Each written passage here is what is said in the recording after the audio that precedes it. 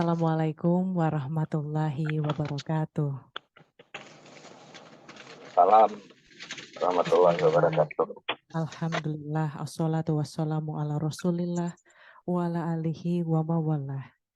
Yang kita hormati bersama tentunya Al-Mukarram, Ustadz Wijayanto, yang kita hormati Direktur Rumah Sakit Abdul Muluk Provinsi Lampung, Dr. Lukman Pura, spesialis penyakit dalam konsultan ginjal hipertensi, Vinasim MHSM, pula yang kita hormati Kepala Program Studi Pulmonologi dan Kedokteran Respirasi Unila RSUD AM, Dr.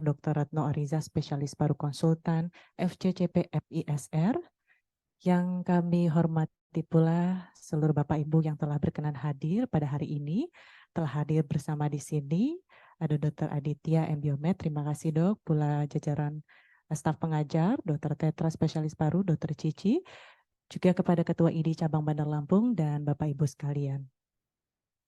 Alhamdulillahirrabbilalamin, puji syukur senantiasa kita terus panjatkan kepada Allah Subhanahu wa Ta'ala yang tak hentinya melimpahkan nikmatnya kepada kita semua, lebih nikmat iman dan Islam, serta nikmat sehat lahir dan batin. Semoga syukur kita menjadi wasilah ditambahnya nikmat-nikmat Allah kepada kita semua. Salawat seiring salam semoga senantiasa tercurah limpahan kepada Kanjeng Rasulullah Sallallahu Alaihi Wasallam, kepada keluarga juga sahabatnya. Semoga kita semua mendapatkan syafaatnya kelak di yaumil akhir nanti. Amin, amin ya robbal alamin. Jamaah rahimakumullah, Bapak Ibu yang tentunya insya Allah dirahmati oleh Allah. Untuk memohon keberkahan, marilah bersama kita membuka dengan membaca ayatul basmalah. Bismillahirrahmanirrahim.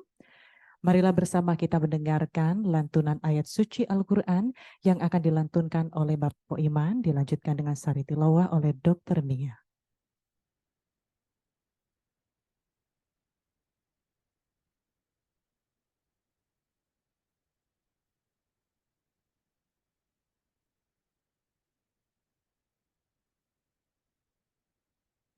Assalamualaikum warahmatullahi wabarakatuh.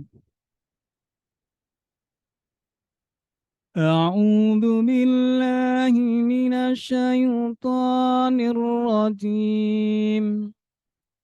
Bismillahirrahmanirrahim. Wal yashalladzina law taraku min khalfihim ضعفا خوف عليهم وليخشى الذين لو تركوا من خلفهم ذرية ضعفا خافوا عليهم فليتقوا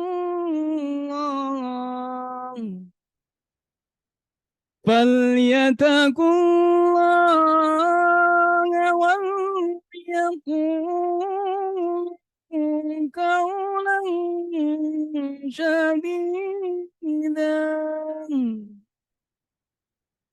فليتقوا الله وليقولوا قولا سديدا. Sadaqallahul azim.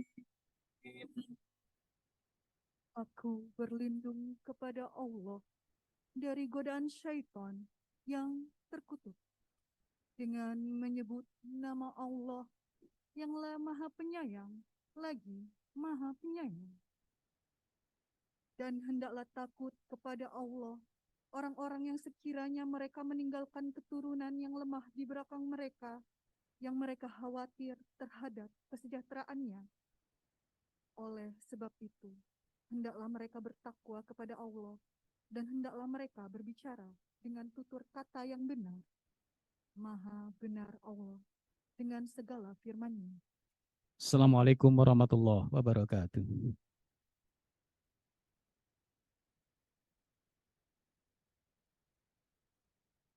Sadaqallahul azim. Semoga lantunan ayat suci Al-Quran yang baru saja kita dengarkan menjadi pahala bagi kita semua, terutama bagi yang melantunkannya. Hadirin Bapak Ibu yang insya Allah dirahmati oleh Allah, akan kita dengarkan bersama sambutan Kepala Program Studi Pendidikan Dokter Spesialis Pulmonologi dan Ilmu Kedokteran Respirasi FK Unela RSUD AM.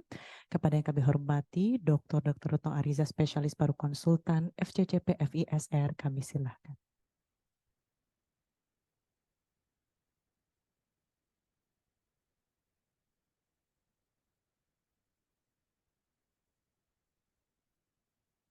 Bismillah.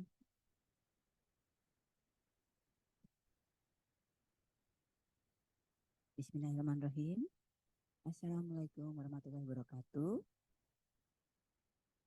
Selamat sore, tabib pun. Yang saya hormati, Direktur Rumah Sakit Abdul Muluk dan jajarannya. Yang saya hormati, Bapak Ustadz Dr. Haji Wijayanto. Yang saya hormati, seluruh staf konsulen maupun Kepala SM Abdul Muluk. Dan para teman sejawat semua serta para hadirin yang ada di sini maupun yang online. Pertama-tama kita bersyukur kepada Allah bahwa hari ini kita dalam keadaan yang sehat, walafiat dalam mengikuti tausiah pada hari ini yang berjudul parenting dalam Islam. Seperti kita ketahui bahwa untuk menjadi dokter maupun staf ahli kita harus tidak hanya ahli dalam knowledge, tapi juga harus berisi dengan religi yang membuat kita menjadi mumpuni di segala bidang.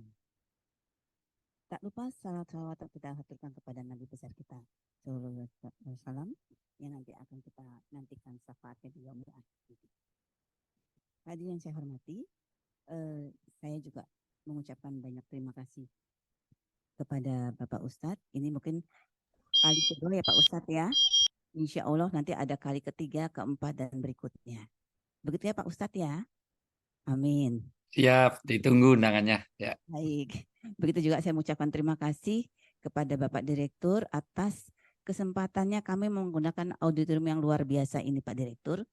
Mudah-mudahan Pak Direktur tetap sehat sehingga banyak inovasi yang akan didapatkan untuk kami. Bagaimana Pak Direktur? Setuju? Sip ya Pak Direktur ya. Setuju, alhamdulillah. Semoga Pak Direktur selalu sehat. Saya juga mengucapkan terima kasih untuk teman-teman semua yang hadir baik online dan online. Dan mudah-mudahan ini akan menjadi kebaikan. Dan saya juga mengucapkan mohon maaf apabila selama pengadaan acara ini kurang berkenan. Saya juga lupa mengucapkan terima kasih kepada teman-teman saya yang hadir di sini ya. Dan juga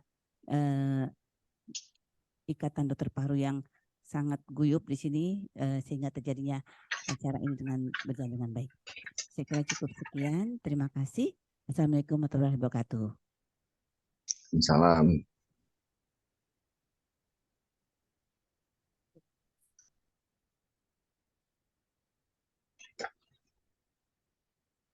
Terima kasih kami ucapkan kepada Dr. Retno Ariza Spesialis Paru Konsultan FCCP FISR yang telah berkenan memberikan sambutan selaku KPS Pulmonologi.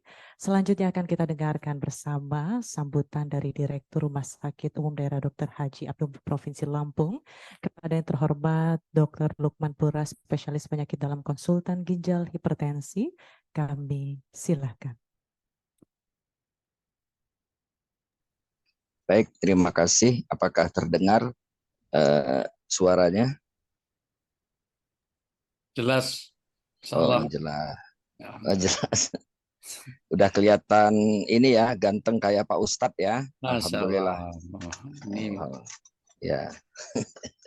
Bismillahirrahmanirrahim. Assalamualaikum warahmatullahi wabarakatuh. Selamat sore dan salam sejahtera buat kita semua. Tabi pun. Alhamdulillahirabbil alamin wassalatu wassalamu ala asrofil anbiya'i wal mursalin wa ala alihi washabihi ajmain. Amma ba'du. Pertama-tama tentu kita panjatkan puji dan syukur kehadirat Allah Subhanahu wa taala atas rahmat dan karunia-Nya.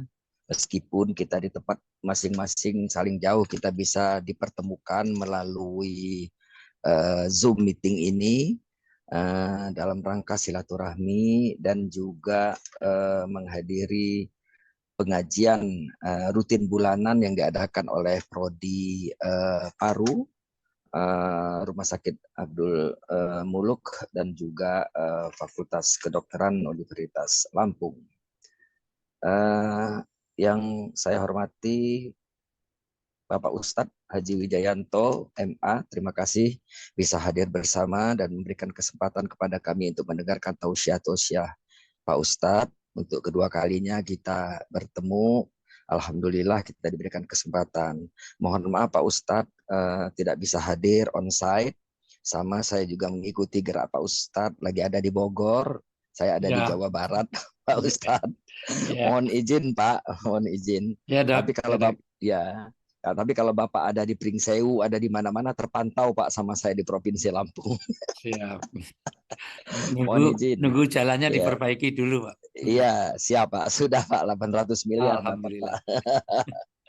Yang saya hormati Kepala Program Studi Pulmonologi, Dr. Retno dan kawan-kawan, dan para staf semua, para jajaran wadir yang mungkin bisa hadir secara online, para sejawat sekalian, dan juga hadirin sekalian pada hadir. Saya merasa bersyukur bahwa kegiatan rutin bulanan ini bisa berlangsung sebagaimana mestinya, meskipun juga dengan kondisi-kondisi tertentu, namun dapat terlaksana. Oleh karena itu saya mengucapkan terima kasih kepada Dr. Retno dan kawan-kawan, para staf pengajar, dan juga PPDS-nya yang bisa mengorganisasi ini dengan baik. Bahwa pendidikan tidak hanya soal-soal aspek kognitif, afektif dan psikomotor, namun muatan-muatan spiritual juga kita butuhkan sehingga menjadi lulusan seorang ilmuwan yang utuh. Oleh karena itu, saya mengucapkan terima kasih atas kesempatan ini dan saya standby. Terima kasih Pak Ustadz, berkah buat kita semua dan sehat buat semua. Kami mohon doanya Pak Ustadz sehingga kami juga dapat melaksanakan tugas melayani dengan sebaik-baiknya. Demikian yang bisa kami sampaikan. Wassalamualaikum warahmatullahi wabarakatuh. Baik, terima kasih Dr. Lukman Pura, spesialis penyakit dalam konsultan ginjal hipertensi, yang telah menyampaikan sambutannya selaku Direktur Rumah Sakit Abdul Muluk.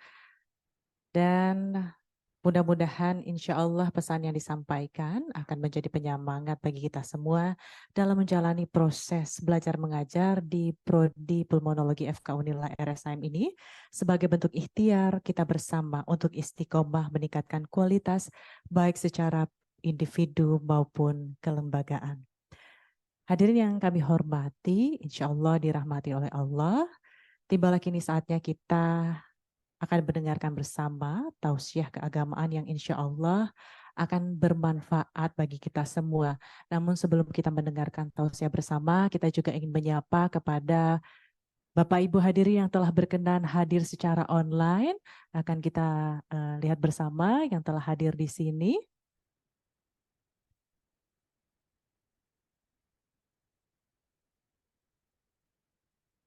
Ada siapa saja?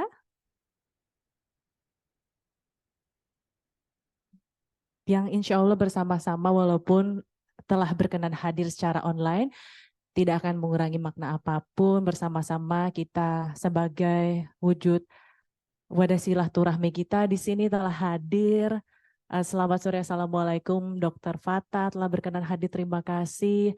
Juga Waalaikumsalam warahmatullahi wabarakatuh. terima kasih dokter. Juga ada Pak Anindito, terima kasih juga Pak telah berkenan hadir. Sama. Assalamualaikum. Waalaikumsalam. Juga ada, ini juga disiarkan dokter secara langsung dari YouTube Rohis Rumah Sakit Abdul Muluk Provinsi Lampung, juga terima kasih. Ada juga dari Dokter Riana, juga hadir jauh nih dokter, dari seberang sana ya Dokter Riana ya. Terima kasih juga telah berkenan hadir Dokter Riana. Selanjutnya juga masih banyak lagi yang hadir, terima kasih perkenaannya. Dokter Siska Lania juga terima kasih, kemudian juga Dokter Jones, terima kasih Dokter Vida, Dokter Ayu, Dokter Tuti, Dokter Syafei, juga ada Prof. Diah, terima kasih. Terima kasih kepada Bapak Ibu, baik yang merupakan warga dari Rumah Sakit Tabung Provinsi Lampung, juga seluruh Dokter Resti juga telah berkenan hadir. Terima kasih. Bersama-sama insya Allah kita akan mendengarkan tausiah keagamaan dari Ustadz Wijayanto. Juga ada Dokter Alfi, tetangga di ruangan kita ya. Terima kasih dokter. Ada Dokter Gatot juga sepertinya berada di jalan. Terima kasih Dokter Gatot. Terima kasih. Kita bersama mengetahui bahwa keluarga dalam Islam memiliki peran sentral. Dalam Al-Quran dijelaskan di beberapa ayat, seperti dalam surat An-Nisa ayat 9, bagaimana betapa pentingnya kita mempersiapkan generasi atau keturunan. Hal ini menandakan betapa pentingnya peran keluarga dalam Islam, termasuk kita semua yang hadir pada kesempatan ini. Pasti karena faktor orang tua ataupun keluarga kita masing-masing. Tentu saja kita memiliki kewajiban untuk bagaimana estafet kebaikan dalam keluarga bisa terus berlanjut. Agar generasi yang terjadi terus lebih baik dan lebih utamanya tetap dalam koridor Islam. Tanpa mengurangi rasa hormat kami mohon kesediaannya untuk memberikan tausiah kepada kami, Al-Mukarram Ustadz Dr. Andes Kiai Haji Wijayanto MA, Falyatafadol Bashkurun. Baik, Bismillahirrahmanirrahim. Assalamualaikum warahmatullahi wabarakatuh. Selamat sore, salam sehat, salam sejahtera, tapi pun untuk kita semuanya. Alhamdulillahirabbil alamin, nahmaduhu wa nusolli wa nusallimu ala rasulihil karim. Asyhadu an la ilaha illallah wahdahu la syarikalah wa asyhadu anna Muhammadan abduhu wa rasuluh. Qala Nabiyyu sallallahu alaihi wasallam al-umum madrasatil ula wa madrasatil aulad. Wa qala Allah ta'ala fil kitabil karim ya ayyuhalladzina amanu ku anfusakum wa ahlikum naro. Shadaqal hadim wa sadaqal karim wa nahnu ala dzalika minasyaitin wa syakirin walhamdulillahi rabbil alamin. Yang sangat saya takdimi, saya banggakan, saya muliakan. Mudah-mudahan Allah jaga kesehatan, keberkahan, dan kemanfaatan hidupnya dunia sampai akhirat. Pertama, Bapak Ibu Dr. Noah Ariza, S. Sumarwoto, spesialis paru, konsultan, dan kedua Dr. Pura, S. spesialis penyakit dalam. Kapan-kapan Dr. Pura saya juga pengen periksa karena saya ini kadang-kadang ada deg-degan gitu kalau terutama kalau lihat yang bening-bening gitu kok rasanya deg-degan kalau lihat ya itu nanti saya perlu diperiksa ini dok. Yang saya hormati Dr. Edwin Rusli, yang saya hormati Dr. Elita, Dr. Dwi Cahyo, staf pengajar di Prodi Pulmologi, para dokter dan tenaga medis di RSUD Dr. Haji Abdul Muluk, semua yang hadir, jamaah Zoomiyah, jamaah daringiyah, jamaah webinariah, dan semua yang hadir. Mudah-mudahan kehadiran Bapak Ibu membawa keberkahan pertemuan pada sore hari ini. Pertama tentu ini apresiasi yang luar biasa karena wujud dari pesan bagaimana pesan Indonesia ini adalah bagaimana bangunlah jiwanya, bangunlah badannya. Indonesia Raya ini harus dibangun jiwanya dulu. Makanya kalau cuma jalan rusak di Lampung itu enggak masalah. Kalau rusak perilakunya itu yang lebih parah. Infrastruktur itu tidak jadi masalah untuk dunia dan akhirat kita. Mungkin masalah kecil di dunia, tetapi toh nyatanya kita masih bisa melakukan banyak yang bisa disyukuri. Tapi kalau udah rusak batinnya, rusak jiwanya, maka pada Pogi walaupun ini berurutan terus, saya minggu-minggu ini kemarin Perdami, Jawa Barat, kemudian IDAI, kemudian Dokter Gigi, ini sekarang Pogi, ini terus-terusan ini bersama dengan dokter-dokter. Kebetulan saya juga keluarga dokter, cuman dokter kakak adik saya banyak dokter mata, dan juga nggak ada yang paru. Adanya yang bedah ada, tapi yang paru nggak ada. Baik, hari ini kita bersilaturahim, meskipun kita jauh di mata, mudah-mudahan kita dekat di hati. Ada lagunya, jauh di mata, dekat di hati, kita memandang langit yang sama. Artinya, walaupun saya sedang di Bogor, Bapak Ibu semuanya ada di Lampung, mudah-mudahan ini satunya hati. Justru nggak ada artinya kalau teman-teman di Lampung kumpul di dalam satu ruangan, tapi hatinya pecah. Kita diingatkan teman-teman di Pogi, jangan sampai tasabuhum jami'a wa qulubuhum satta. Jangan sampai teman-teman di Pogi ini kelihatannya satu di dalam satu ikatan, satu, mohon maaf, profesi, tetapi hatinya pecah. Persaudaraan seperti ini, persaudaraan yang dilaknat oleh Allah, karena itulah sifat dari orang yang hasad, yaitu SMS. Senang melihat orang susah, susah melihat orang senang. Inilah yang diwanti-wanti oleh Rasulullah, jangan sampai kalian punya penyakit SMS, hasad. Ya, PDPI ya, PPDS, sorry tadi Pogi yang kemarin ya, Offskin ya, salah ya, Pogi karena saya baru kemarin ngisi Pogi, jadi ingatan saya cuma Offskin. Karena dulu cita-cita saya juga pengennya dokter Offskin. Saya bayangkan kok banyak hiburan kalau di Offskin itu. Ya daripada di paru, mending di Offskin, di PPDS, mohon maaf. Nah, jadi mohon maaf. Tapi karena kelihatannya Allah tahu niat saya, terus saya nggak dikabulkan. Udah jadi ustadz aja, ya. Nah, Bapak Ibu yang saya muliakan, jangan sampai kalian semuanya kumpul dalam satu ruangan, tetapi hatinya pecah. Persaudaraan itu kayak orang tukang judi. Tukang judi itu kompak dalam satu meja, tapi hatinya ingin membunuh yang lain.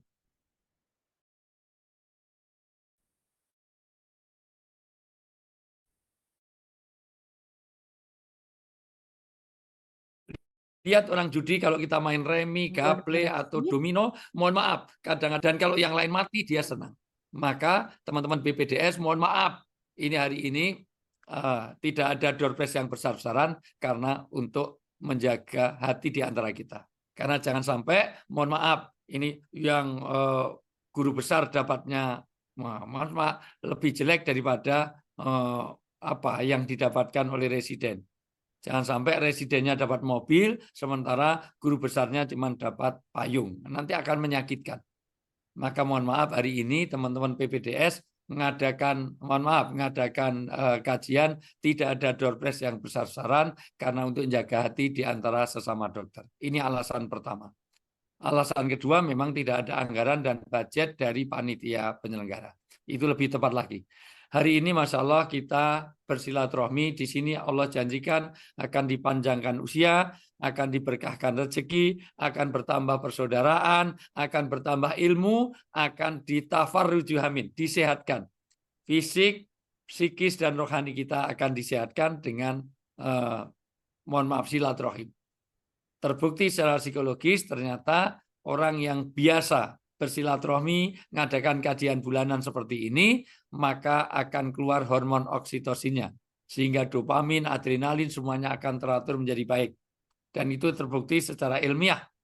Maka kenapa silaturahmi memperpanjang usia? Maka hati-hati kalau teman-teman PPDS ada yang introvert. Punya masalah ngurung di kamar mandi, punya masalah diem di kuburan. WA Group Live diadakan kajian bulanan nggak pernah datang. Orang seperti itu cepat edan. Begitu kajian psikologi yang saya pelajari. Nah, hari ini kita ingin membahas mengapa parenting. Mengapa kita perlukan parenting ini. Ada sekian banyak alasan.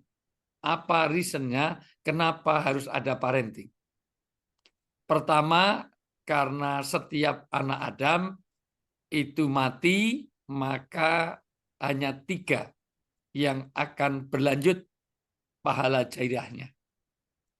1, yaitu amal-amal jariah yang berkaitan dengan sedekah. 2, ilmu yang bermanfaat. 3, anak-anak yang soleh. Hadis ini mengisyaratkan bahwa bagaimana kita mendidik anak yang soleh dan solihah. Kita tidak dituntut anak kita itu pandai dalam segala hal. Mahir dalam kedokteran, mahir di dalam teknik, tidak. hanya dituntut menjadi anak yang soleh. Doanya orang tua di seluruh dunia yang diajarkan Allah adalah Robbi habli minas solihin. Bukan Robbi habli minal ghaniyin, Robbi habli minal medisin, tidak. Tapi Robbi habli minas solihin. Kenapa? Karena anak yang soleh inilah yang nanti akan jadi jariah, yang akan setor doa-doa, yang akan bakti kepada kita. Dan betapa pentingnya anak soleh. Hari ini kita diajari betapa ayat yang ada di dalam seputar kita, anak jadi fitnah. Orang tua jadi tersangka, semua harta disita gara-gara anaknya menghajar anak orang lain sampai 38 hari koma. Sampai hari ini persidangannya nggak selesai-selesai.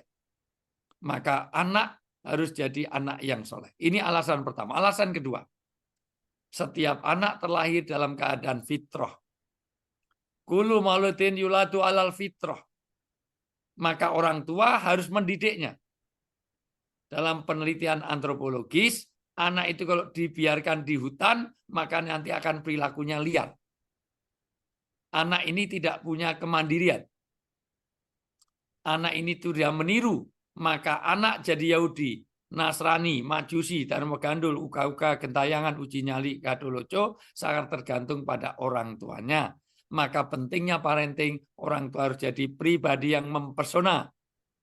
Pastikan tugas seorang tua adalah orang yang patut untuk dicontoh, maka harus jadi uswah dan qudwah. Kalau bisa anaknya cita-cita kalau saya besar seperti orang tua saya, kalau saya besar seperti bapak saya, seperti ibu saya. Jangan malah sebaliknya. Nasihati anak contohnya bapaknya, nasihati anak contohnya mamahnya. Sana mandi, ambumu amis kayak kambing, persis bapakmu. Bapakmu udah 4 hari nggak mandi. Sana belajar biar nggak lolalok, tulalit, O2N, on, persis mamahmu. Papa di kantor ditelepon, papa segera pulang. Apa? Kita kedatangan Densus. Ngapain? Nanyakan jumlah anak, jumlah keluarga. Itu sensus. Mosok istri dokter nggak bisa membedakan sensus sama Densus. Maka setiap anak terlahir dalam keadaan fitrah, suci, seperti tabula rasa. Maka orang tualah yang nanti punya peran terhadap anak ini jadi orang baik atau orang jelek. Karena setiap kelahiran ada 2 sifat alamiah dasar. 1, sifat yang kita ditakdirkan secara mutlak. Takdir itu disebut dengan takdir yang ghairu mughayyarat. Takdir itu kita tidak bisa memilih. Kita lahir di Lampung, kita lahir di Palembang, kita lahir di Medan, tidak bisa milih. Orang tua kita siapa, nggak bisa milih.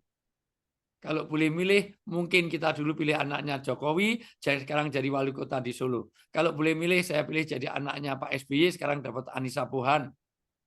Tapi itu bukan pilihan. Kita jadi orang Jawa, orang Sumatera, orang Kalimantan, orang Bali, orang Dayak, nggak bisa milih. Maka takdir itu tidak ada pertanggungjawaban. Tapi ada takdir yang mughayyarot, takdir yang masih digenggam malaikat, takdir yang masih bisa diubah. Dengan apa? Dengan doa. Dengan apa? Dengan ikhtiar. Dengan apa? Dengan silaturahmi. Dengan apa? Dengan banyak sedekah. Itu jalan-jalan untuk mengubah takdir. Doa itu menembus takdir. Takdir yang mana? Takdir yang mughayyarot, takdir yang masih mu'allak, takdir yang masih digenggam malaikat, takdir yang masih menggantung di langit. Kita ini mau rezeki itu ditakdirkan, tapi ternyata rezeki masih bisa diusahakan, takdir itu masih bisa diubah kalau kita banyak ikhtiar. Kalau kita banyak sedekah, maka akan jadi berkah. Usia juga ditakdirkan, tapi orang yang silaturahmi, usia itu akan diperpanjang. Begitu sabda Nabi. Nabi kalau bersabda nggak pernah bohong. Yang biasa bohong itu bukan Nabi.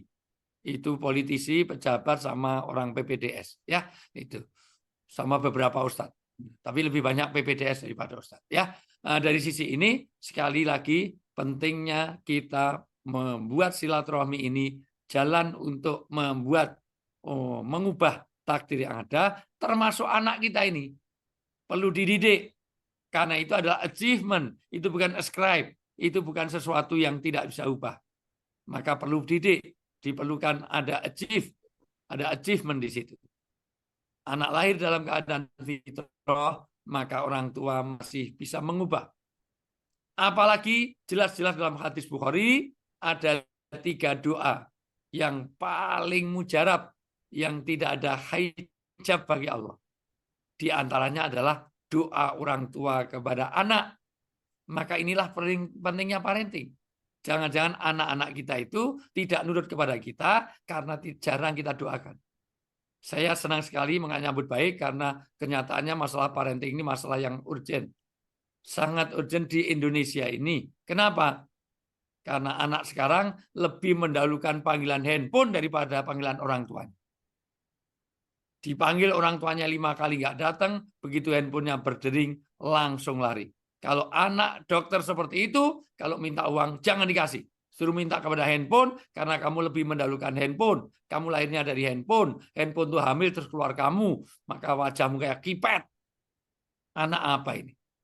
Orang tua yang mendidik, orang tua yang ngasih fasilitas, tetapi panggilannya dikalahkan dengan handphone.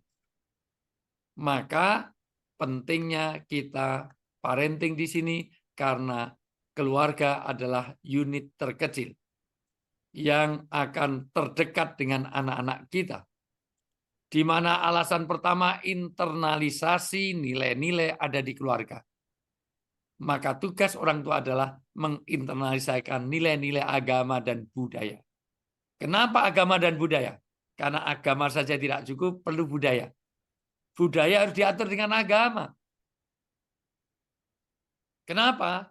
Karena pelaksanaan agama harus bersesuaian dengan budaya. Budaya harus diatur agama, kalau enggak nanti sesat. Menghormati orang itu adalah nilai agama. Tapi cara menghormati harus sesuai dengan budaya di Lampung. Di Arab itu kalau menghormati orang, Bapak Ibu semuanya, itu dengan pegang jenggot. Ya Syekh, kif halak? Gimana kabarnya?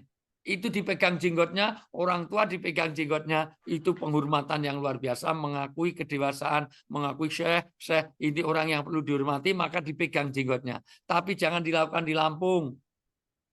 Nanti ketemu direktur rumah sakit, ketemu Pak Pura langsung, gimana kabarnya Pak? Gimana kabarnya? Pegang jenggotnya, kurang ajar. Di Jawa ini kalau dinasihati, kalau di Jogja harus nunduk. Itu budaya. Tapi di Sumatera Barat ternyata enggak. Dinasihati nunduk, lihat wajah Bapak. Gitu. Supaya dia fokus. Tapi kalau di Jawa, dinasihati lihat wajah Bapak, tak colok matamu. Berani ya? Kenapa? Karena beda budaya. Maka internalisasi nilai-nilai harus ada di dalam keluarga. Maka kapan-kapan kalau nanti berseri, salah satunya kita dimulai parenting itu dengan cara apa? Memfungsikan 9 fungsi rumahnya orang Islam. Orang Islam itu kalau punya rumah harus punya 9 fungsi. Jangan sampai rumah kita hanya sebagai rest area. Rumah kita hanya sebagai halte. Rumah kita hanya sebagai hotel. Rumah kita hanya sebagai restoran. Jangan-jangan kita hanya numpang tidur di rumah kita. Maka rumah tidak boleh hanya sekedar house, harus jadi home. Nanti next. Ini di kontraknya nggak sampai sana. Ini strategi marketing biar PPDS nanti masih menghubungi saya lagi. Yang kedua, alasan kenapa parenting, karena lingkungan awal di mana tumbuh kembangnya anak itu ada di keluarga. Maka pentingnya parenting di sini, betapa pentingnya tumbuh kembang. Tumbuh berkaitan dengan fisik, kembang berkaitan dengan non-fisik. Karena nanti tugas orang tua adalah bagaimana memenuhi 3 rongga anak kita. 1 rongga perut, sandang, pangan, papan. 2 rongga kepala, ilmu. Karena orang dihargai karena ilmunya, pengetahuannya. Tidak mungkin teman-teman dokter di Lampung ini punya istrinya cantik, molek, bainol, semok, seksi. Tapi lolok, tulalit, O2N, nggak ada ilmu. Apa artinya? Ibu-ibu pasti nggak mau punya suami ganteng, tapi edan, pasti nggak mau. Maka pentingnya rongga kepala, yang ketiga rongga dada. Yaitu keimanan dan ketakwaan, sebagaimana surat An-Nisa ayat 9 tadi dibaca oleh di pembukaan. Yang ketiga, di keluarga inilah nanti tempat di mana anggota keluarga, utamanya anak-anak kita, belajar untuk menanggapi lingkungan luar. Artinya bagaimana dia bersikap, bagaimana dia berperilaku, itu belajar dari orang tua, dari keluarga. Maka orang tua harus jadi uswah dan qudwah. Apalagi keluarga merupakan harta yang paling berharga. Istana yang paling indah, puisi yang paling bermakna, mutiara tiada tara adalah keluarga. Ada lagunya. Harta yang paling berharga adalah keluarga. Istana yang paling indah adalah keluarga. Puisi yang paling bermakna adalah keluarga, mutiara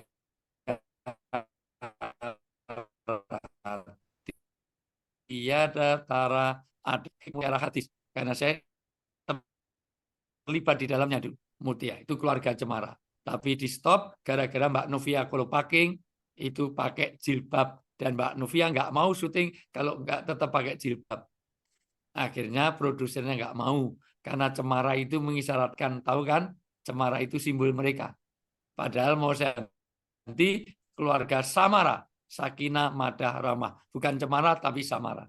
Ya, dulu Gus Mus dan Cak Nun sudah siap untuk bikinkan naskah. Tapi ternyata beda kepentingan. Baik, untuk itulah maka bagaimana kita melahirkan anak yang soleh, berarti ada dua tugas. Satu, tugas Bapak Ibu menjadi orang yang soleh dan solihah, dan tugas untuk menciptakan generasi yang soleh dan solihah supaya menjadi jariah.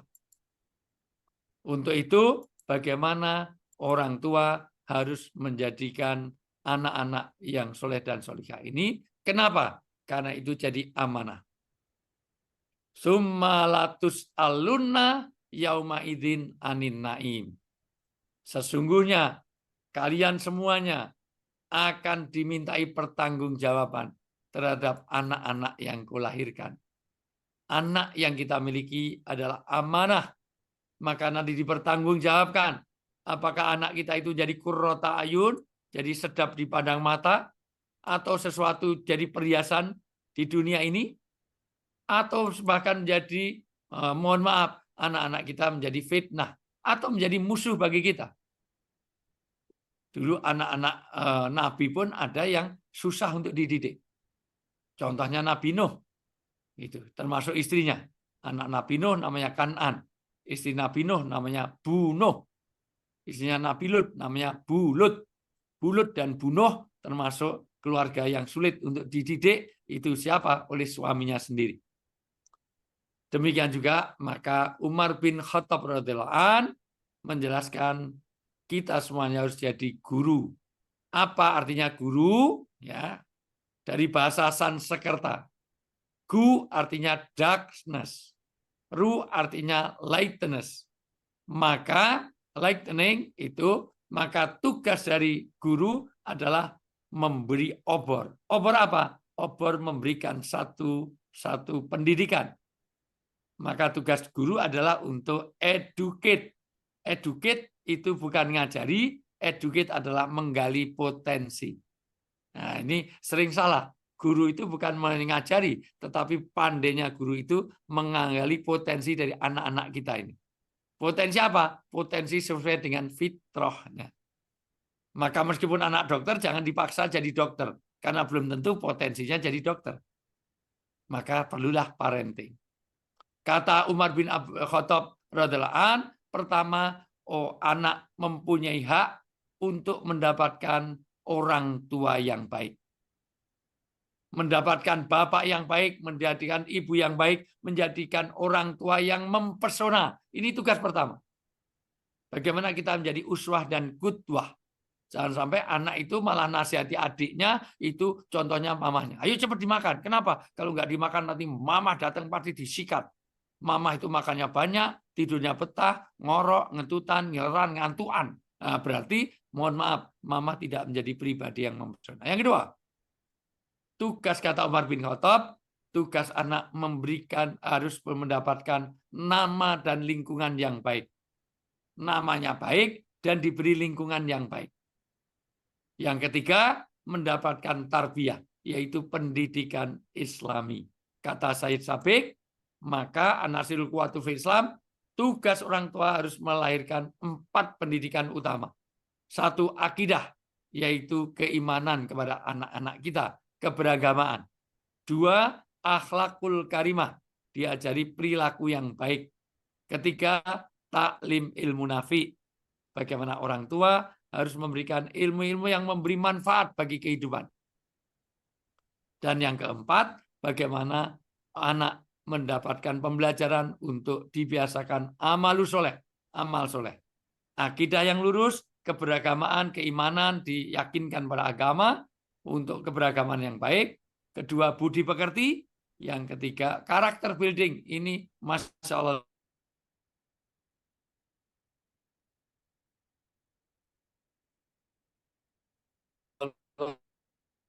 luar biasa. Ini problem utama. Dan amal soleh. Inilah tugas orang tua kepada anak.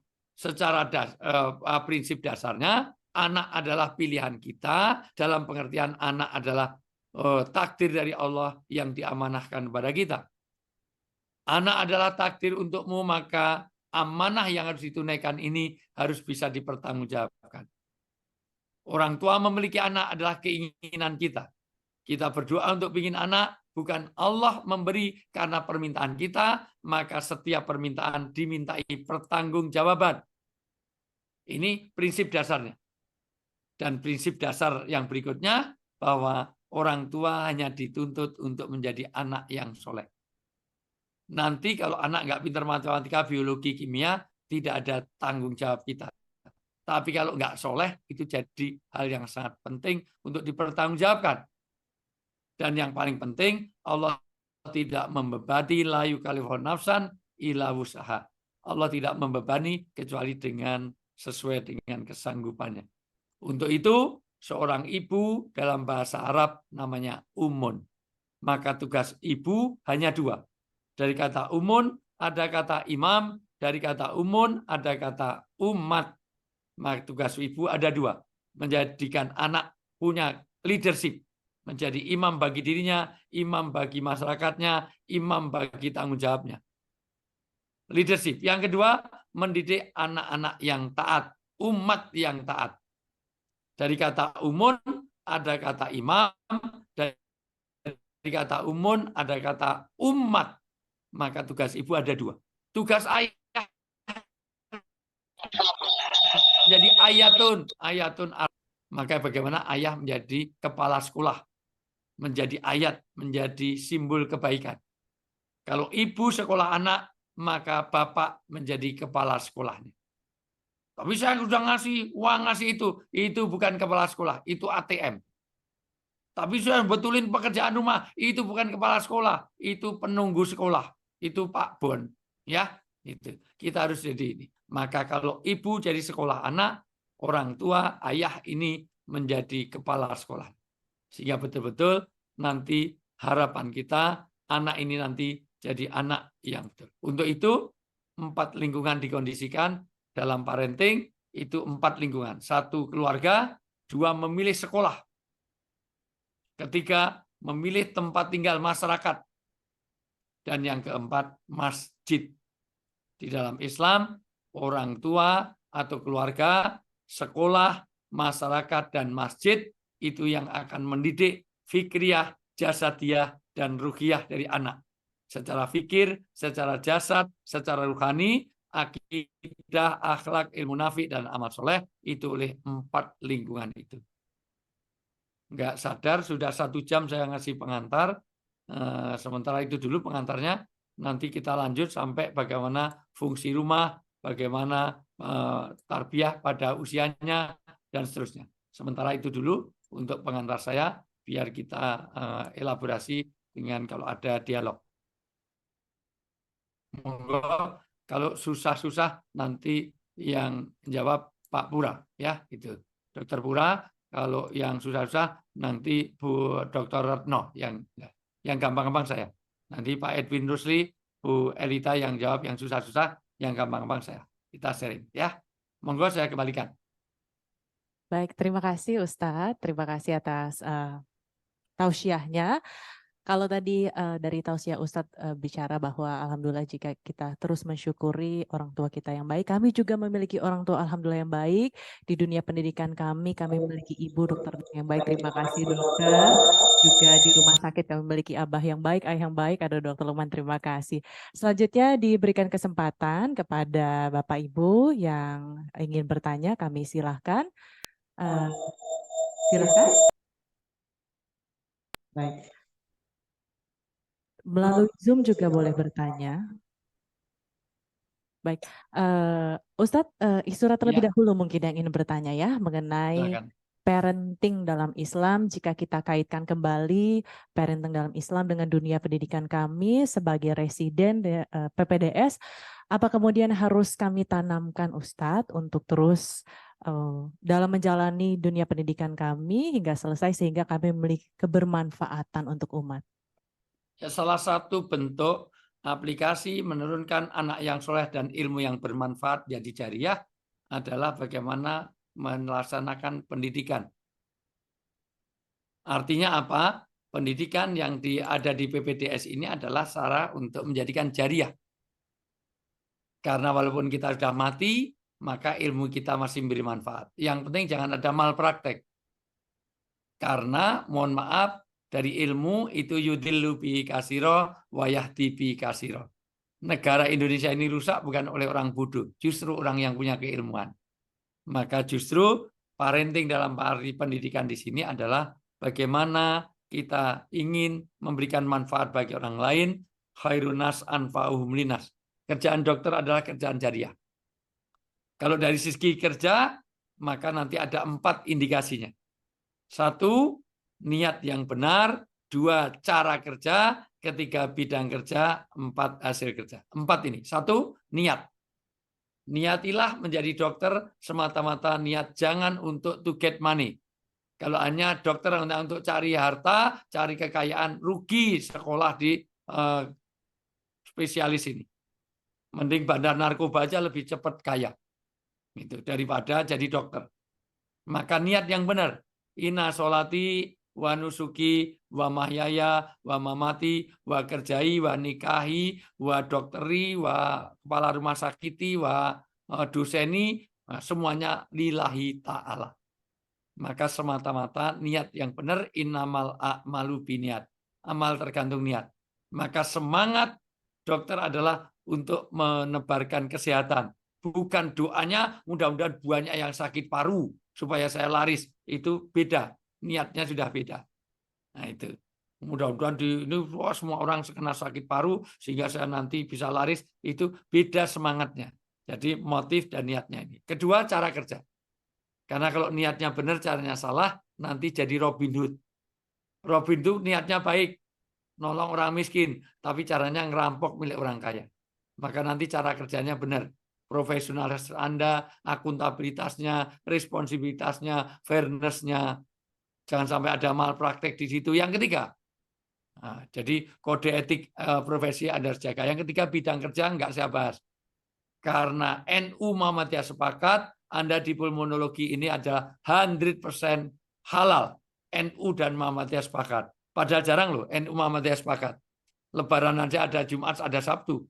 Ya, tapi khusus mengenai ini kerjaan Anda halal. Tinggal yang keempat nanti Anda harus memberikan manfaat hasil kerjanya. 1, bahagiakan keluarga Anda, didik anak dengan yang baik. Kedua, jangan lupa zakat, infak, dan sodakohnya. Inilah nanti yang akan kita memberikan parenting ini menjadi sukses kalau 4 ini. Menghasilkan niat yang benar, cara kerja yang benar, bidang kerja yang benar, dan hasil kerja yang benar.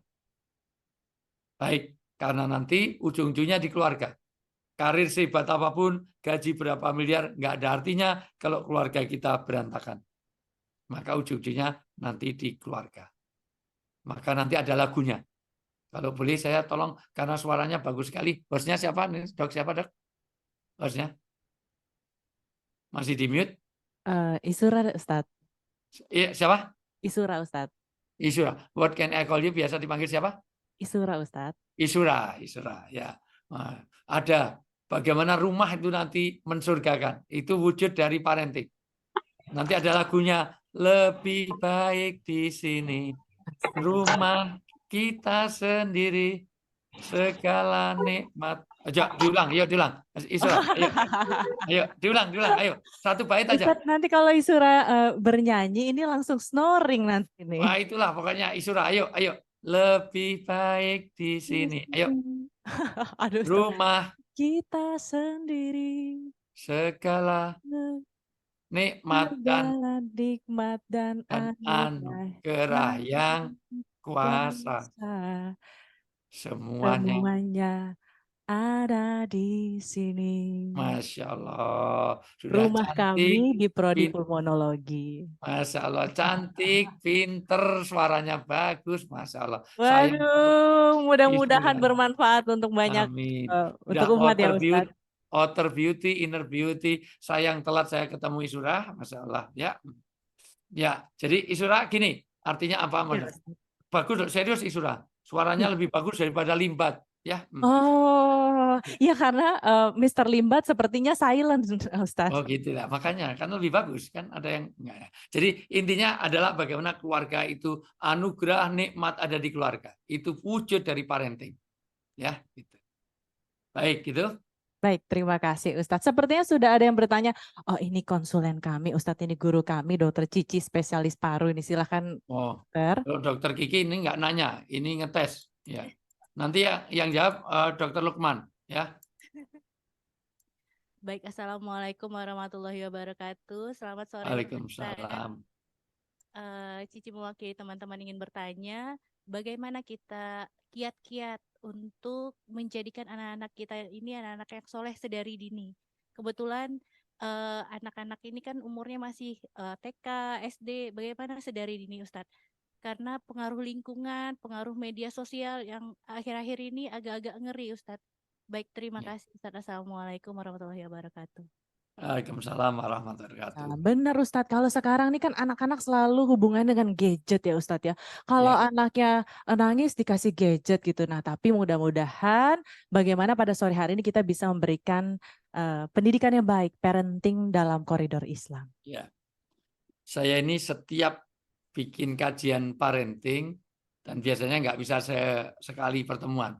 Biasanya pagi sampai sore. Itu pun saya dibayar mahal kalau pas bicara parenting itu. Itu selalu pertanyaan yang klasik yang selalu terjadi adalah bagaimana kecanduan gadget. Dan setiap pertanyaan saya tanya, yang memberikan gadget siapa? Yang memberikan pulsa siapa? Nah saya Ustadz, lah kok nanyanya ke saya? Maka yang paling penting, satu, bukan anak itu tidak boleh punya gadget, tetapi harus punya kedisiplinan. Nanti anak dididik sesuai dengan perkembangannya. Kalau di bawah 7 tahun, maka di dalam cara Islam ini, anak harus ada seolah-olah jadi raja. Karena dia raja, maka diberikan yang terbaik. Tidak mungkin raja dikasih buah yang mau busuk. Pasti buah yang paling higienis, buah yang pokoknya tempat yang hospitality, semuanya. Karena ini raja. Anak juga begitu. Dikasih handphone pun, handphone yang mendidik. Dikasih apapun yang membuat sehat, jasmani rohani. Dikasih makanan yang tidak ada MSG-nya, yang tidak ada segala macam. Itu namanya raja. Di bawah 7 tahun. Tapi kalau sudah sampai 14 tahun, 7 sampai 14, anak sudah di dalam penjara. Dalam tawanan, dalam tahanan.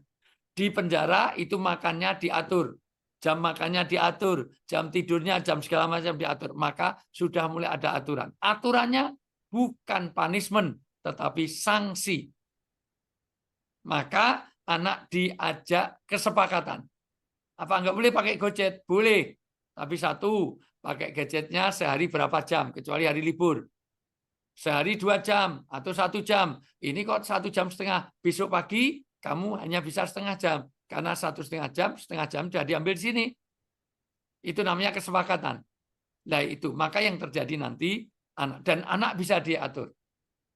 Karena anak kalau dari awal itu dibikin komitmen, maka yang terjadi adalah sanksi. Bukan punishment. Kalau punishment hanya sekedar nanti dihukum, terserah orang tuanya menghukum.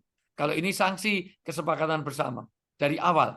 Boleh ya mainan handphone, tapi satu, tidak boleh main handphone kalau makan. Makan bareng tidak boleh pegang handphone. 2, kalau kita pergi bareng. 3, kalau kita sedang acara bertamu atau kita dalam acara bersama. Mohon maaf, dan itu bisa. Nyatanya saya juga melakukan itu, alhamdulillah bisa. Saya terpaksa kalau makan nggak boleh ada handphone. Kalau ada handphone, makan itu handphone saya pergi. Tapi kadang-kadang bukan kita main handphone, tapi ada handphone masuk, ada panggilan masuk, terpaksa diganggu. Maka di rumah saya bikin kebersamaan dengan cara apa? Dengan saya cara bikin kolam renang. Seminggu sekali saya rapat keluarga di kolam renang. Semuanya masuk kolam renang.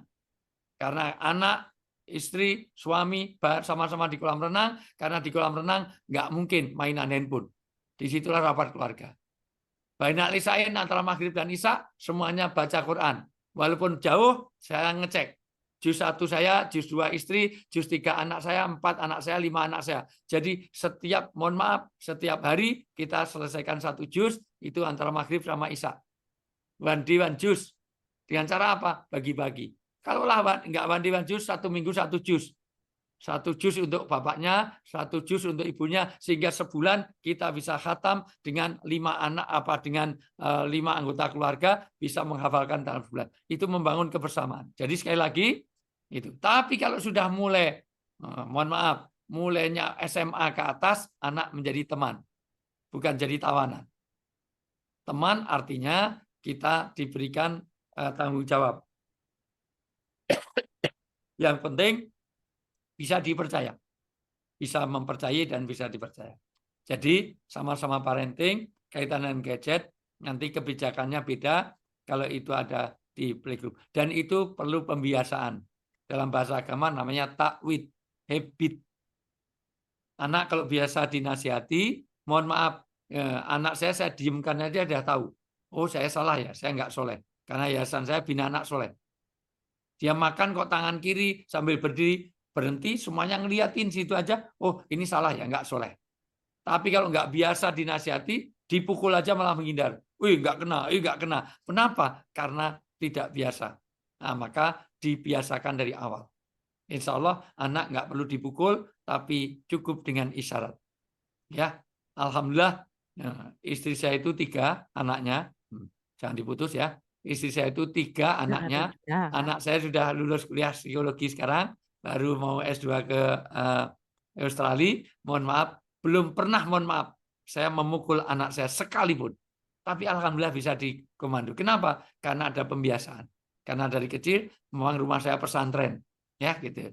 Nah, jadi saya pergi kemanapun dia punya kegiatan di pesantren, itu semuanya. Nah, jadi ternyata kalau sudah dibiasakan nanti mudah untuk kita didik. Nah, sebagaimana tadi gadget dari awal dibiasakan. Ini nggak boleh, bukan waktunya main gadget. Di waktu apa? Saya nyetir kok di belakang main gadget semuanya. Saya minggir, saya ikut main gadget. Bahkan tidur saja saya sepakati. Kita keluar kota, saya nyetir semuanya tidur, saya ikut tidur, saya minggir. Kecuali kalau anak saya mau gantikan, istri mau gantikan nyetir, boleh gantian. Nah, ini tidur. Ini bangun kebersamaan itu penting. Dan itu bisa dibangun dalam keluarga. Ya, begitu ya, Isra. Ya. Baik, terima kasih Ustadz. Terima kasih Dokter Cici. Selanjutnya sudah ada nih Ustadz yang bertanya melalui kolom chat. Ini, waduh, itu apa tadi? Sepertinya iklan sebentar ya ini ya. Bisa, oke, dibacakan saja mungkin ya. Ada Ini sponsornya sudah ada ini ternyata. pertanyaan Ustadz, daripada nanti ada iklan kembali gitu ya. Oh, berarti ini disponsori berarti. Oh, ini Ustadz ada pertanyaan dari Takin, mohon izin bertanya bagaimana mengatasi solusi parenting untuk kedua orang tua yang sama-sama sibuk, Ustadz. Apakah sekolah di pesantren menjadi solusi atau bagaimana sebaiknya? 1, keep in touch. Kalau kita sibuk, harus ada senantiasa di dalam kontak. Dia harus senantiasa dalam kebersamaan. Loh, bagaimana? Seperti saya sini di Bogor. Anak saya 1 di Malang. Itu. 1 di Jogja. Anak keluarga saya di Jogja. 3 tempat ini. Bagaimana kebersamaannya? Maka nanti maghrib saling baca Quran setelah maghrib. Bersama-sama baca Quran. Walau 1 ruku.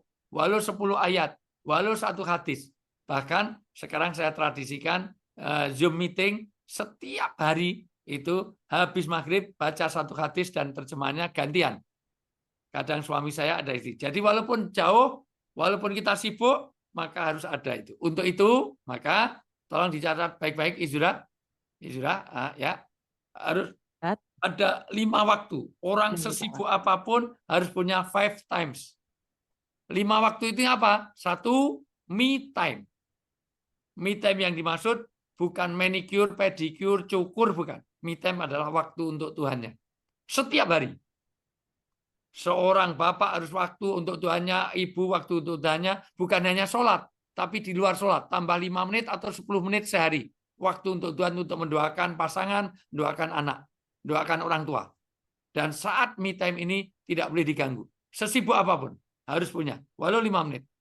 Sebagaimana sholat waktu untuk Tuhan, maka ada telepon masuk, jangan diangkat. Jangan sampai sholat sampai baru sholat, terus ditutup lagi. Ya, 2, harus ada couple time. Sesibuk apapun harus ada waktu untuk pasangan. Izura, mohon maaf, kalau habis Isya sebaiknya langsung tidur, kecuali 3 golongan yang malaikat suka.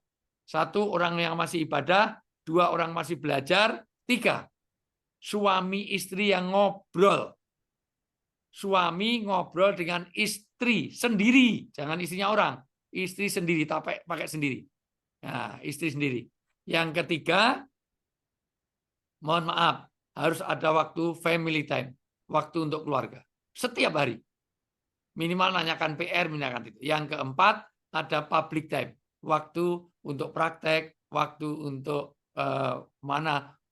sosialisasi, waktu untuk pengajian, waktu itu. Yang keempat, yang kelima, maka yang paling penting waktu untuk study time, waktu. Jadi ada me time, waktu untuk Tuhan, waktu untuk sesibuk apapun harus ada 5 waktu itu. Waktu untuk Tuhannya, waktu untuk pasangannya, waktu untuk keluarganya, waktu untuk sosial, untuk pengabdian, untuk memberi manfaat bagi orang lain, untuk praktek, cari uang, untuk shopping, clubbing, meeting, segala macam, silahkan. Yang kelima, waktu untuk belajar agama. Walau satu hadis, waktu 1 ayat setiap hari. Yang kedua, berikutnya harus membangun emosi yang positif. Jadi ditanamkan bahwa bapaknya sibuk, anaknya paham kesibukannya untuk memberi manfaat. Jangan sampai ada email, oh bapak itu kerja terus lupa pada anak. Enggak, dia juga dalam rangka anaknya, dalam rangka istrinya, suami. Jadi membangun emosi positif dalam rumah tangga. Yang berikutnya, membangun bagaimana kebersamaan tadi. Jadi ada amal. Kalau perlu seminggu sekali kita puasa bareng, atau sebulan sekali kita tahajud bareng. Itu walaupun jauh nggak apa-apa, sesibuk apapun ada waktu komitmen. Tidak harus tiap hari. Sebulan sekali tahajud bareng, puasa bareng, puasa sunnah. Ya. Nah, itu salah satu bentuk sesibuk apapun 5 waktu itu harus kita tanamkan. Wallahu a'lam. Ini karena ada senior-senior kita, ada Dr. Lukman, ada itu harus nambahin dong, jangan ini. Dr. Lukman tambahin. Ya. Kita ke Dr. Lukman. Dr. Lukman izin. Assalamualaikum dokter. Waalaikumsalam. Dokter, tadi Ustadz memberikan informasi dan juga memberikan tausiahnya kepada kita. Ada 5 waktu yang sebaiknya tetap harus dipergunakan. Me time, couple time, family time, public time, dan juga satu lagi itu untuk study time. Nah dokter, kita ini mungkin nih kakak-kakak senior dan saya sendiri mungkin yang menjalani pendidikan curhat jadi ya, mohon izin Ibu Kak Wes. Dokter sebaiknya bagaimana dokter kita membagi waktu agar memungkinkan, apakah memungkinkan untuk 5 time ini selama kami menjadi pendidikan PPDS dokter mungkin kiranya berkenan membagikan pesan-pesan positifnya kepada kami. Ya. Terima kasih Pak Ustadz. Saya sebenarnya takut untuk menambah karena itu bukan dalam kapasitas saya. Tetapi mungkin aja ada hal-hal yang menurut pribadi nanti juga tolong diluruskan apabila kurang. Karena ini diminta. Menurut saya kalau seandainya 5 itu memang merupakan suatu kumpulan yang komprehensif. Tetapi dia bersifat dinamis. Ada masa-masanya di dalam perjalanan hidup itu apa tuhnya the natural history of the disease itu dalam perjalanan itu sama seperti kayak umat manusia, sama kayak Pak Ustadz tadi bilang, ada masanya dia dilahirkan, masa bayi, masa kecil. Dari setiap masa-masa itu dia membutuhkan dukungan dan asupan yang berbeda. Kalau merujuk kepada 5 tadi, pada saat Anda sedang studi ini ya studi time itu yang lebih dominan, tetapi 5-5-nya tetap ada. Dari 100% mungkin studi time-nya 40%. Ya, yang mungkin yang me time-nya memang harus selalu ada. Family time-nya mungkin berkurang. Nah, jadi tidak mungkin semuanya hilang dan tidak mungkin juga bisa tersamaratakan. Ada waktu-waktu di mana tahapan-tahapan dan komponen itu dominan melebihi komponen-komponen yang lainnya. Saya tidak mau banyak-banyak, takut salah nanti. Pada di sini pada banyak gurunya, ada guru besar, ada prof, ada Pak Ustadz. Jadi saya pikir itu yang bisa saya sampaikan.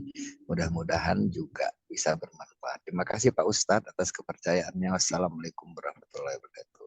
Masyaallah, subhanallah. Ini pas banget itu. Orang saya itu cuman apa ya, menyampaikan representasi dari Pak Lukman. Ya, ini ingin saya sampaikan semuanya ilmunya Pak Lukman, semuanya dari Pak Lukman. Ya, itu pas banget ya. Memang ada skala prioritas. Ya, tetap 5 itu kita usahakan, betul. Ada skala prioritas di mana masa-masa periode-periode yang mungkin ada saatnya seperti itu. Betul. Ya, tapi bukan berarti semuanya harus ditinggalkan. Yang paling penting begini, Izura. Idza amartukum bisaiin fa'tu minhu mastata'tum. Kalau ada satu perintah kebaikan yang harus kita lakukan, yang penting adalah semaksimal kita lakukan. Ya. Nah, kemaksimalan itu apa? Kemaksimalan bukan semau kita, tapi semampu kita. Kalau semau kita nanti tidak ada tanggung jawab. Nah, jadi semampu kita. Dan kita harus bisa membedakan what you need dan what you want. Biasanya kita yang agak susah adalah yang kita penuhi what you want, bukan what you need. What you need. Ya, jadi apa skala yang kita butuhkan, bukan yang kita inginkan saja. Dan itulah agama. Agama adalah memberikan apa yang kita butuhkan, bukan apa yang kita inginkan saja. Nah, jadi kadang-kadang orang gitu, maka gangguannya nanti nafsu, ya. Dan semuanya bisa jalan. Nyatanya tidak mesti orang terus harus berantakan rumah tangganya, anaknya harus jadi gara-gara jadi residen kan enggak. Ya, dua-duanya semuanya bisa dilakukan, ya. Wallahu a'lam bishawab. Sudah pas banget. Alhamdulillah dilengkapi Pak Dr. Lukman. Ya. Begitu? Masih ada 1, 2, 1 lagi, boleh? Masih Ini menuju ada jam satu lagi pertanyaan. 5. Mungkin kami juga mohon berkenan kepada Ibu kami, Dr. Retno juga, Ya, Dok. berikan Gimana, Dok? pesan-pesan juga kepada kami Ustadz. Kalau tadi kita mendengarkan dari sisi ayah, Dr. Lukman sebagai Direktur Rumah Sakit kami, di mana tempat wahana pendidikan kami juga menginginkan pesan-pesan positif dari Ibu kami tercinta yang mungkin dokter selama ini gimana ngurusin kami anak-anaknya yang baik-baik ini. Assalamualaikum, baik, terima kasih kesempatannya. Untuk PPDS ini memang fokus untuk pendidikan, Pak Ustadz. Ya. Jadi, bagaimana mereka untuk membina mereka agar nantinya mereka punya ilmu yang cukup, selain kualitas juga untuk mereka juga ilmu pendidikan agama pun juga tetap harus dimasukkan. Nah, saya selalu memberikan mereka dari masih dalam keadaan masih ada keluarganya, ada keluarganya. Walaupun pendidikan, tapi keluarga tetap nomor 1. Itu yang saya terapkan. Jadi, misalnya dia punya anak, ya harus minimal 30 menit sampai 1 jam dia harus bisa bicara dengan anaknya. Harus. Karena kalau begitu dia akan hilang apalagi anaknya kalau masih kecil-kecil. Jadi, golden age-nya akan hilang. Jadi kalau dari 5 waktu itu dia harus memang betul kata Pak Lukman harus ada skala prioritas. Tapi keluarga tadi kan Pak Ustadz katakan keluarga adalah nomor 1 ya, harta yang paling indah. Jadi bagaimana PPDS itu bisa membagi waktunya, walaupun mereka dalam pendidikan, dia tetap harus membagi waktunya pertama untuk keluarga. tetap nomor pelatung. Nah, setelah itu pendidikan, mereka harus bisa bersosialisasi dan sebelum dari keluarga tetap ibadah nomor 1, Pak. Walaupun dia sesibuk apapun, kalau sudah jadwalnya ibadah, sudah jadwalnya sholat, ya tetap harus sholat. Terus yang kedua keluarga, yang ketiga pendidikan. Nah, sosialisasi itu mengikuti dengan sendirinya. Jadi kalau dari kami saya sebagai ibunya mereka menyiapkan waktu memang 24 jam terus terang Pak Ustadz. Kalau ada masalah keluarga, saya memberi waktu untuk mendengarkan. Ya, ini mau nggak mau jadi KPS harus begitu Pak.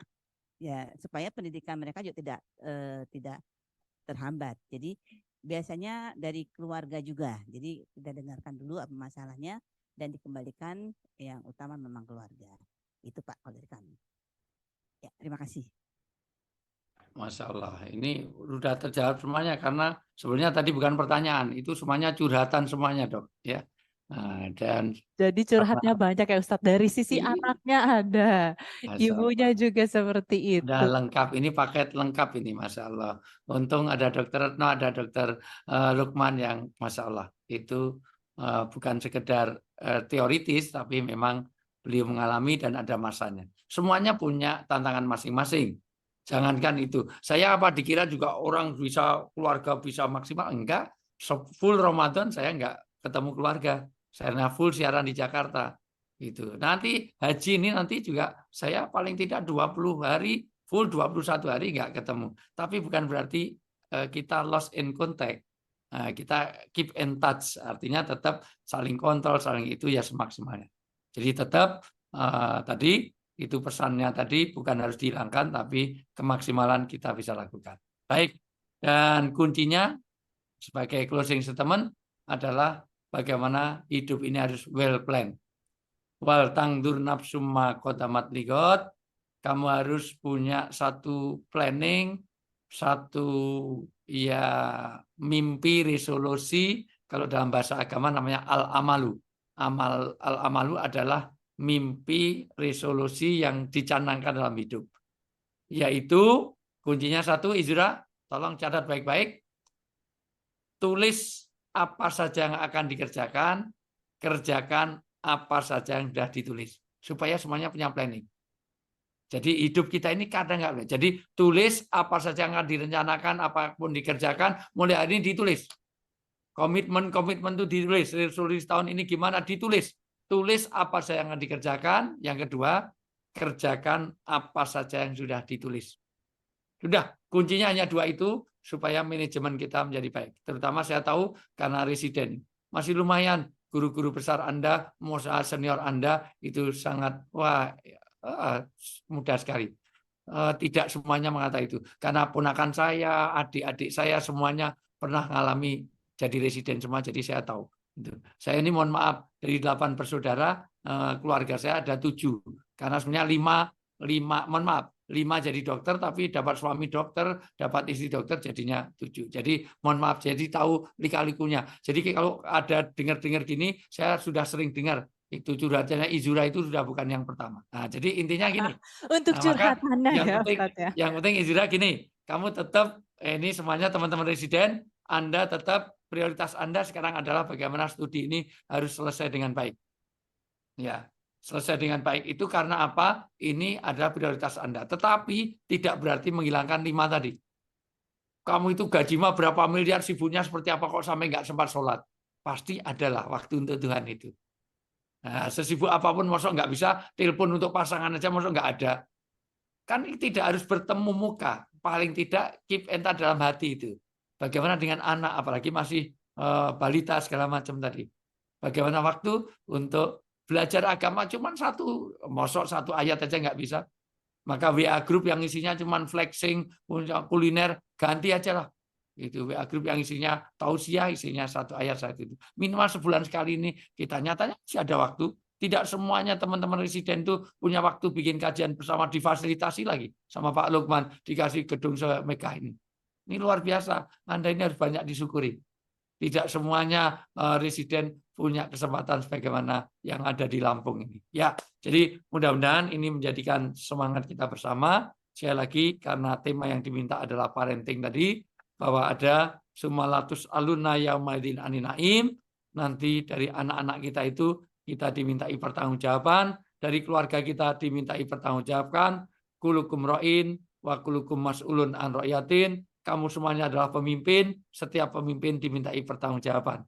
Suami pemimpin bagi istri dan anaknya, istri pemimpin bagi anak dan keluarganya, anak juga pemimpin untuk dirinya sendiri, maka semuanya pemimpin, pastikan nanti kita selamat di dalam pertanggungjawaban di akhirat. Kita sukses dunia, tapi juga bisa reuni di surga bersama keluarga kita. Wallahu a'lam bishawab. Wallahu muwaffiq ila thoriq.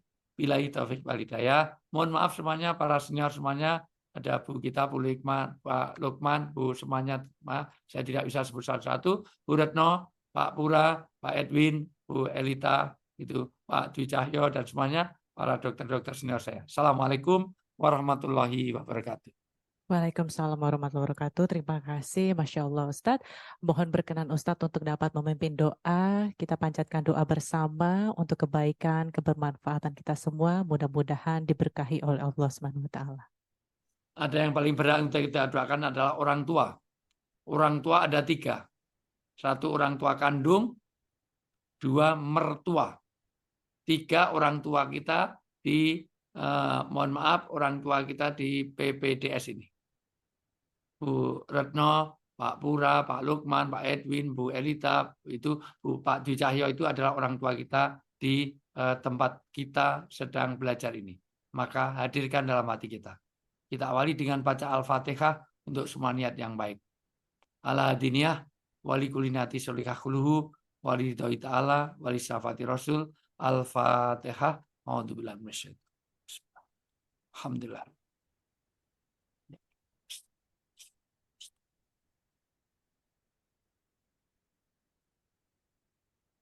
Amin, amin, rabbal amin. Allahumma inna nas'aluka salamatan fidin, wa afiatan fil jasad, wa barakatan fil rizki, wa ziyadatan fil ilmi, wa taubatan kulal maut, wa rahmatan indal maut, wa maghfiratan ba'dal maut.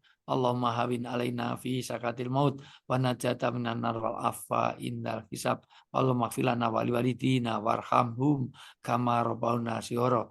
Rabbana hab lana min azwajina wa dzurriyyatina qurrata ayun waj'alna lil muttaqina imama. Rabbana atina fid dunya hasanah wa fil akhirati hasanah wa qina adzabannar. Bi fadlisna rabbi izzati amma yasifun wa salamun alal mursalin walhamdulillahi rabbil alamin. Walafu minkum. Sekali lagi assalamualaikum warahmatullahi wabarakatuh. Saya mohon pamit semuanya. Bu, ada Bu Resti, ada Pak Ria, ada Kurnia, ada semuanya. Mohon maaf. Assalamualaikum.